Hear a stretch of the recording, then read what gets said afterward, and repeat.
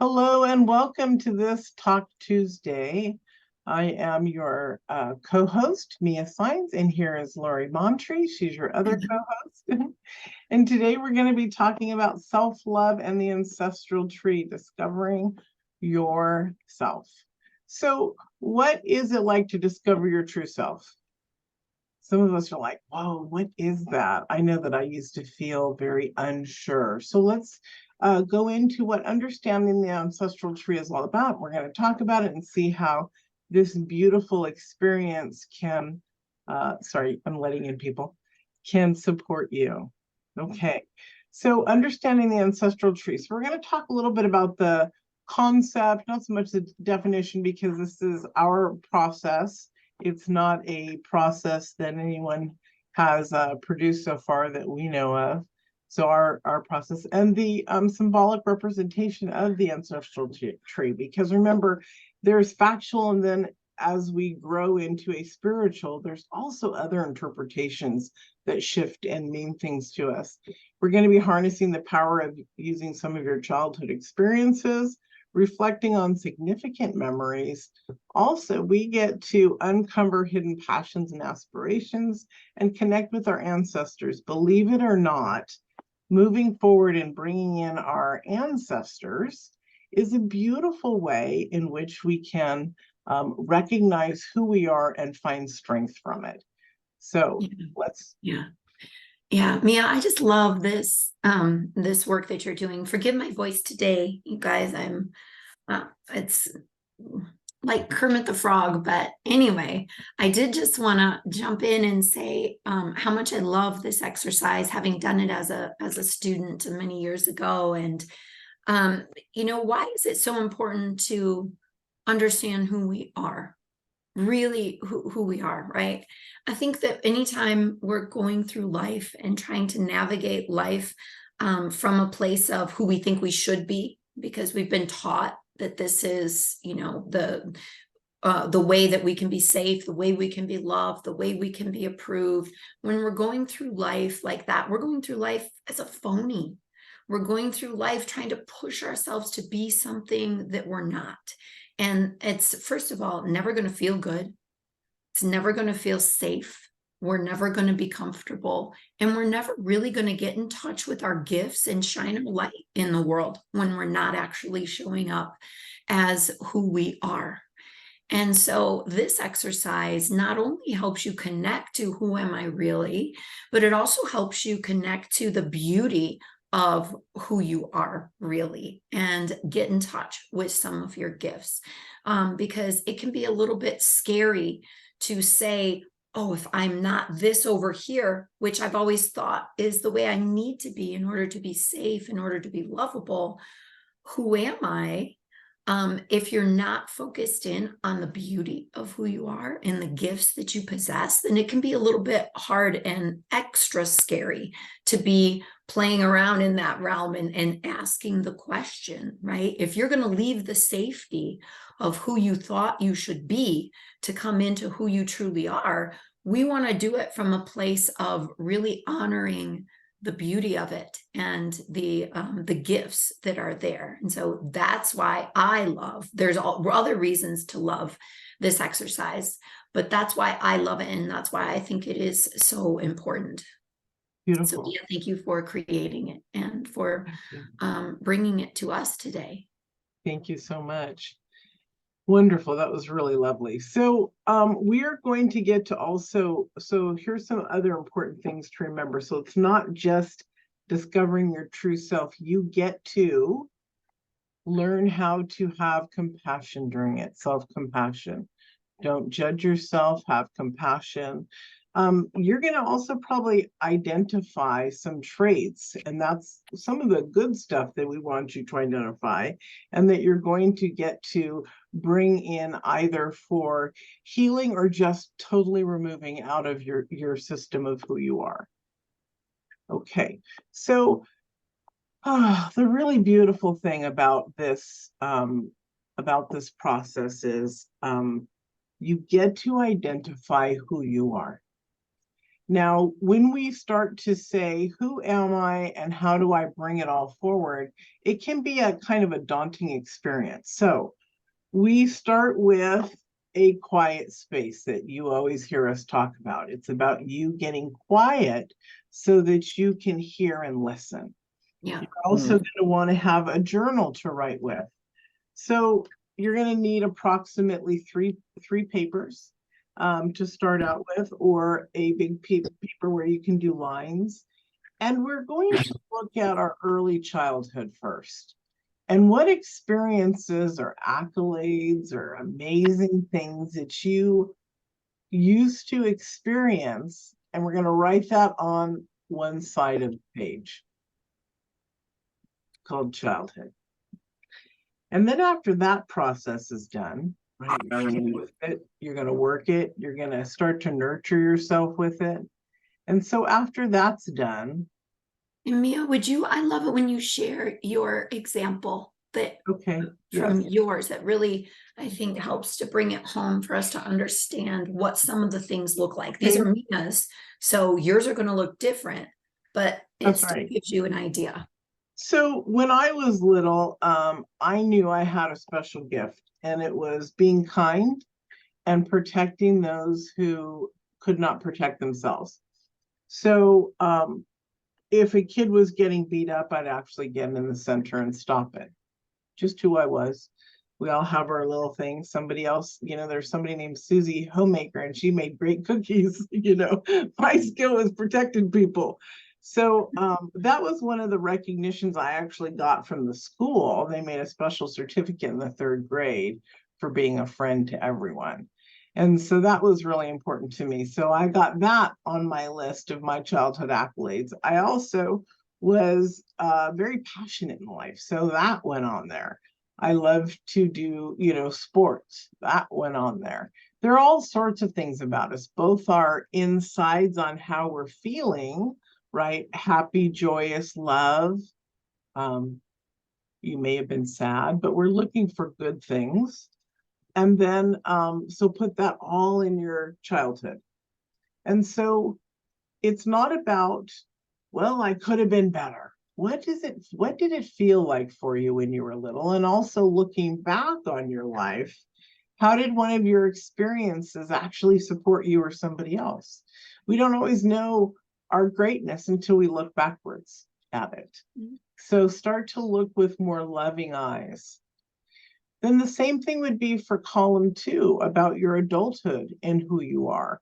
I always remained kind to people and loving. That's one of my biggest superhero powers, I guess, is I want to love and protect people. I also put on my business accolades and my adult growth stuff. And what I found was the childhood and the adult actually had very similar spaces, that they were alike: happy, joyous, passionate, kind, loving. So we're going to pull those together into a 3rd column. Now, also the 3rd column is about, or the 4th column, it's about your ancestry. Where did you come from? And this works for people who were adopted. So just listen, because you're included in this. So where did you come from? And what was your family history like that you know of? A lot of families share where their grandparents or great-grandparents, some story that comes down. Who are you?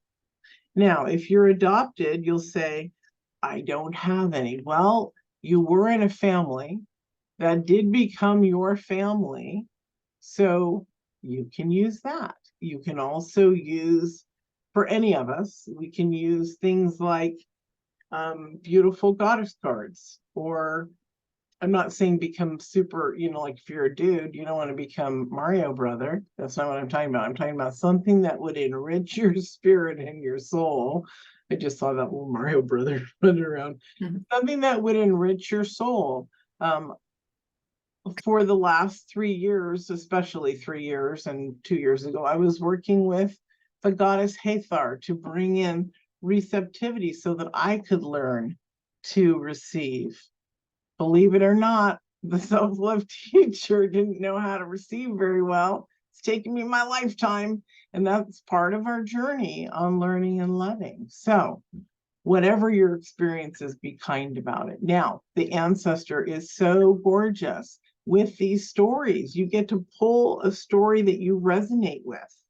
Again, if there's no one, I've had a couple of people that haven't had anyone within their family history that they could say, oh yeah, I'm so proud of. So that's where we get to also look at historical things, right? Or maybe even one of your girlfriend's grandmothers was so kind and gentle to you and loving, and it's how you would like to be with other people. Yeah. Yeah.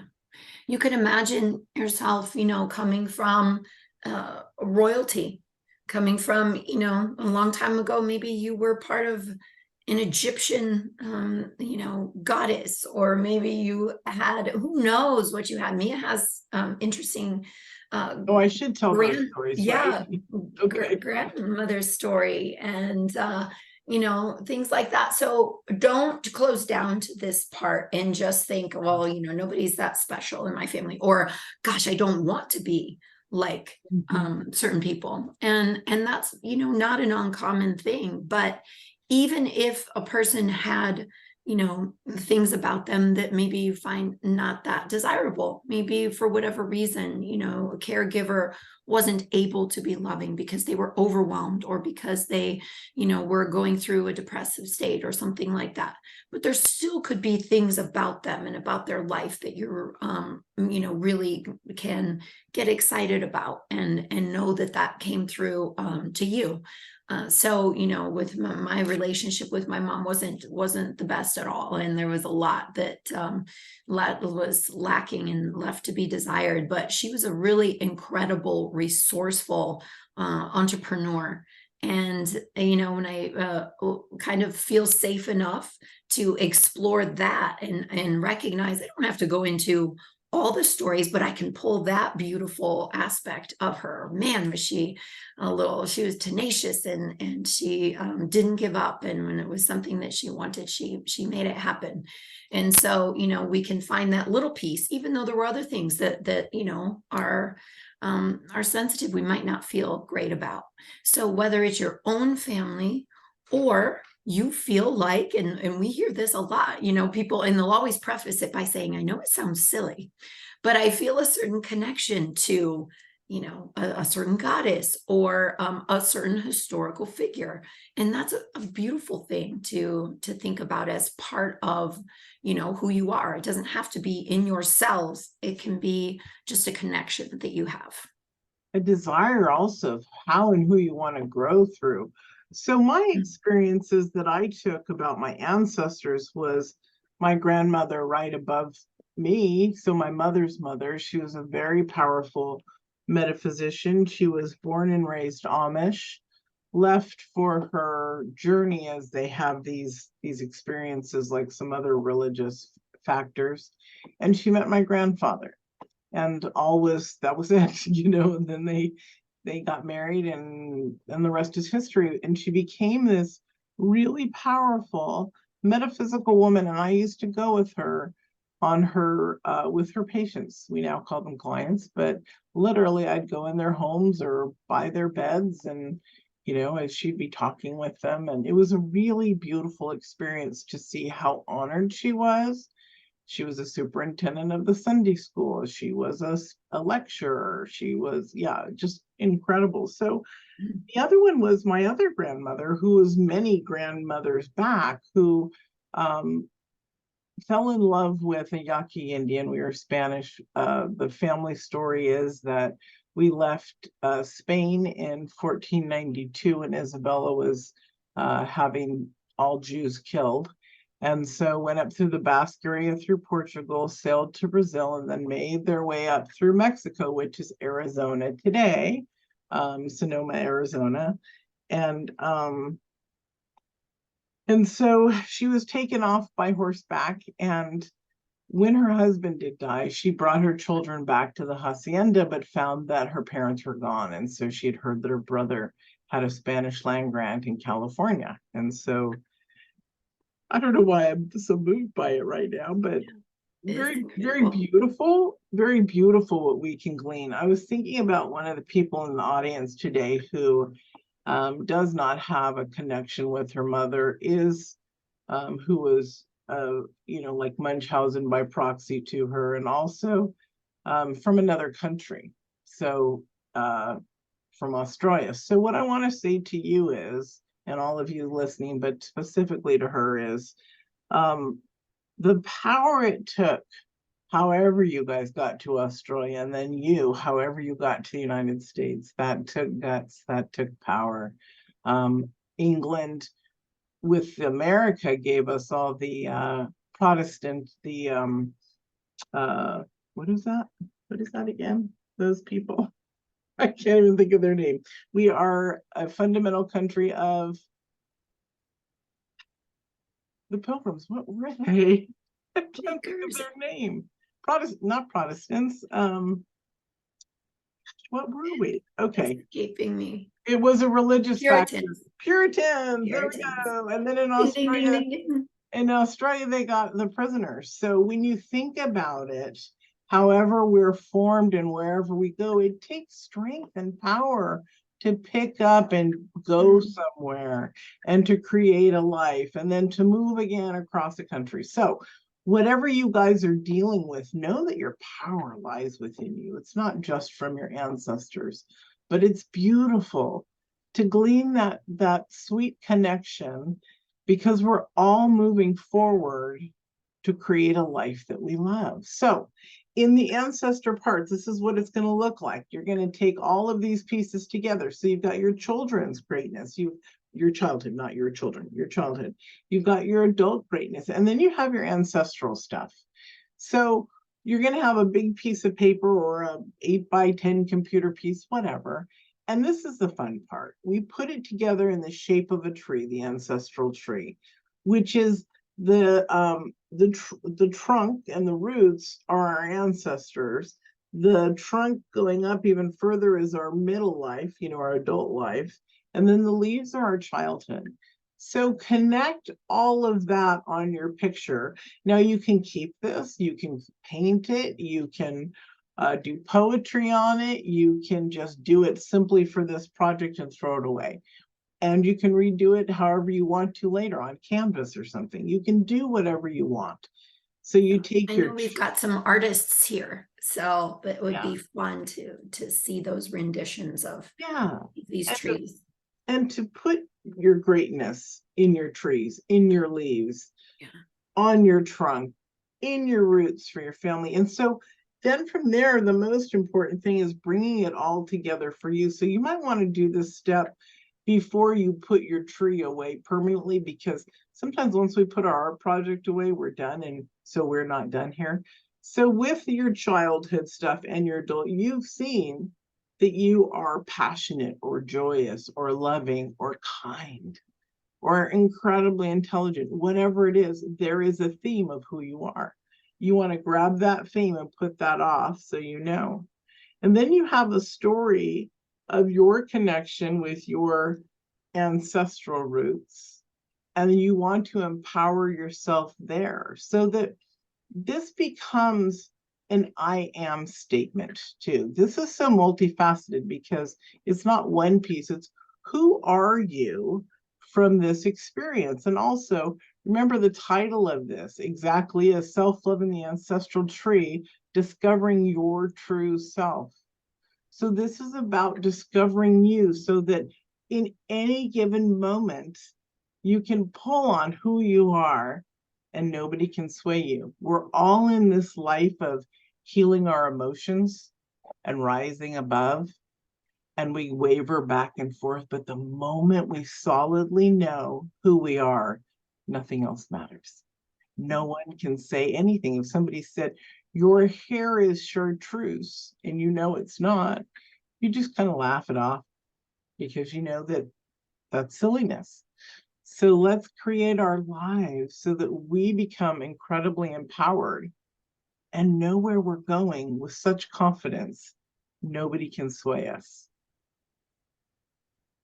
Yeah, that's beautiful. Thank you, Mia. And I hope that I am not one for integration. Well, I am more now, but especially things that are more artistic or something, I'm very inclined to think to myself, oh, okay, well, I thought of a couple of things. That's good.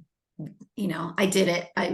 That's good enough. I got a little something out of it. But because I was going to, share this with Mia, and we were going to have conversation about it, I actually really did dig into this exercise when I did it, and it was so shocking to me how meaningful it was. Seeing it all like that and really owning it and being with it. So if you're like me and you think to yourself, oh, okay, yeah, there's a couple of things, I might reflect on it, or maybe, oh, that's a lovely idea, I'll do it sometime when I have time. I would just really encourage you to create a space for yourself, 20 to 30 minutes, or more, if that feels right, and actually dig into this and see it through, and let us know what you came up with. Let us know how it impacted you, because we do give a lot of different tools, but I do think this one is something special that people can really benefit from. So take my example. Usually I might say, don't take my example, but take my example and actually dig into this and see what comes up for you. I think it's a really beautiful way to honor yourself and connect to who you are. We hear that all the time. What does that mean? Connect to who I am. Okay, right? We do these practical tools to actually explore it, to create the space for it, and to make progress with it. So I really do want to encourage you guys to take some time and explore this in whatever way makes sense for you. Like I said, you artists can take it and go crazy. Others, you'll have a very special way of expressing and writing it down, and how the words that you use, the articulation for yourselves. And it's, so there's no right or wrong, but let it be an expression of you. Yeah, it's really such a gift to give yourself time to explore something different about who you are. Yeah. And then the result that's powerful, it really is an incredible gift, isn't it, Lori? It is. And we talk about, people like, I don't know how to love myself. I don't know what does that really mean? It means the same thing it means in any relationship. Who you love, and you have a relationship with people you spend time with, that you communicate with, that you are aware of their needs and doing acts of kindness, right? These are the ways that we have relationship with other people. This is the way, if we want a relationship with ourselves, that we want to interact. So in this way, you're spending time with yourself, you're communicating with yourself, maybe some needs will become known. But this is how we develop that relationship.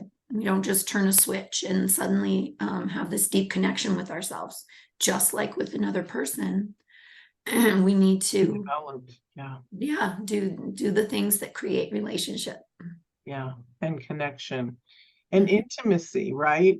This can be a very intimate, I want to say intimate, this can be a very intimate, that's the word. This can be a very intimate experience with yourself. Yeah. And so as you begin to open up to all of the ways, and I do want to bring out that because we do have the Greatest You Academy, we are focused on healing your emotions and focused on healing your areas of discontent within you. It's about teaching you how to step through. So you may have this greatness space about you because you're doing the ancestral tree, but also know that you're going to be feeling things deep within you because perhaps not all of your emotional work has been clean and cleared away. So know that anything that you come across can be shifted and healed. And I call it healing. As soon as we have a change, it's a healing, right? It depends if you want to keep your healing or throw it back like you do fishing. You know, what kind of fish you want to keep. So know that there is so much to support you on every single level. And that's just one of the things that I wanted to share too. So it wasn't just the ancestral tree we do in there. There's so much we do in the academy, calming your nervous system, teaching you somatic exercises so that when you get upset or something, you can calm yourself down. That was the biggest thing over the last couple of weeks that we've heard from people, is using the nervous system work to bring themselves back into alignment. It's really been beautiful to watch these people move through the academy with like, wow. And just a month ago, they were nervous wrecks, some of them. And now they're just like, this is really cool. Yeah, we have the power to do that. So exactly. All right, everyone. Anything else? The website for the academy is thegreatestyouacademy.com. Yeah, so you can check that out, see what it's all about, and we'd love to hear from you guys in the Facebook group or here next week or whatever. How did this exercise go for you? Yeah. Thanks for putting up with my silly voice today. It's still lovely. All right. I just wanted to share. So I'm the one that you were talking about, and you know, my family tree. There was a lot of abuse, and going back to my parents. My parents' went through the war in Austria, and my dad's side in Holland. So you know, looking back at my family tree is a lot of abuse and everything. But through working with you in the academy, it's always like, what's the gift I can get out of this? And yes, I ran away from a boyfriend in Australia that was domestic violence and had made an attempt on my life. And I learned that resiliency, and somewhere in my DNA, even though they were mentally unstable, they still managed to raise children. They still managed to have some sense of resiliency. So I just wanted to put that out there, that even in the deepest levels of dysfunction, you can find some snippet of a mustard seed of a blessing. And so when you're going through this, even if you think you can't find it, and I've always said that, oh, I could not find one thing loving about my mother that she displayed to me, but she did feed me, and she did clothe me, and she did bathe me, and she did birth me. So at least I could be grateful for that. And so I just wanted to put it out there that, you know, through working in the academy, I've changed and grown so much. Beautiful. Thank you. You really have, That's really lovely.